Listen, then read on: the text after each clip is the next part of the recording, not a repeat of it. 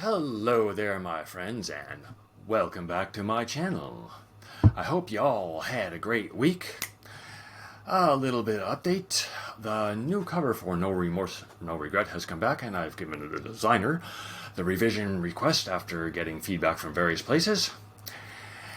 I got the book back from my editor for No Mercy for the Guilty, book 3 in the series, and I'm making great progress on the edit reviews. And so for the topic of today's video, which is why I wrote the books that I have published so far.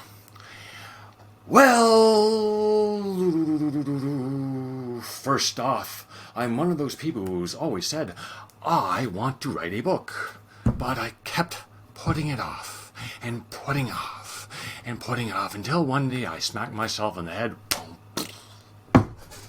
Just joking. And I said to myself, man, you really got to get your ass in gear and get this thing written. Which I did, but I didn't publish the first draft. Thankfully, I went through the various drafts to do different things for it.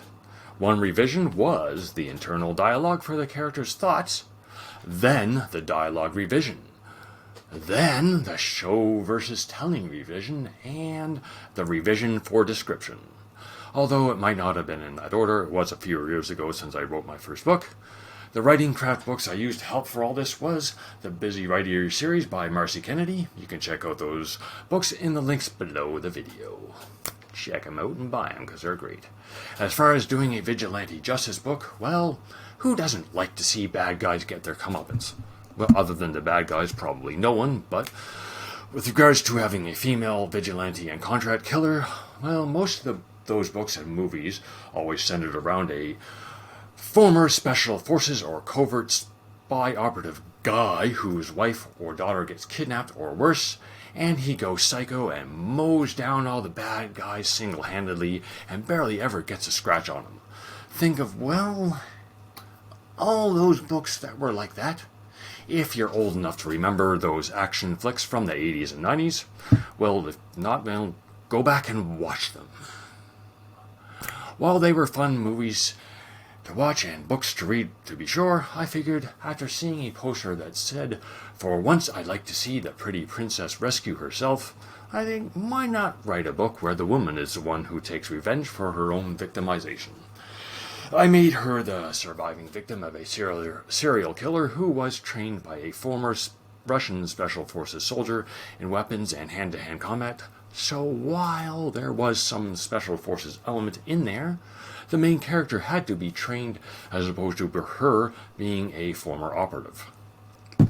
It was intended to be unique, and, well, then I read The Girl with the Dragon Tattoo and, well, decided to continue writing and eventually publish it anyway, because if you look at movies and books and any story in any form that has been told for pretty much since the beginning of time, there is no real original plot ever, and it's all in how you deliver it. And I continued with the next book and wrote a bunch of other things that haven't been published yet, including books 3 and 4 in the series, which I will possibly be getting out this year, if not early in 2025. So there's your answer as to why I wrote those books for that series. I will do another one when I publish other series, and, well, don't forget to slap that like button, subscribe to my channel. I post new videos on Thursdays at noon, Atlantic Canada time, and while you're at it, subscribe to my newsletter for you can get a free short story. And also check out some of my other videos. One of them should be popping up right about now. Have a great day, everyone, and see you next week.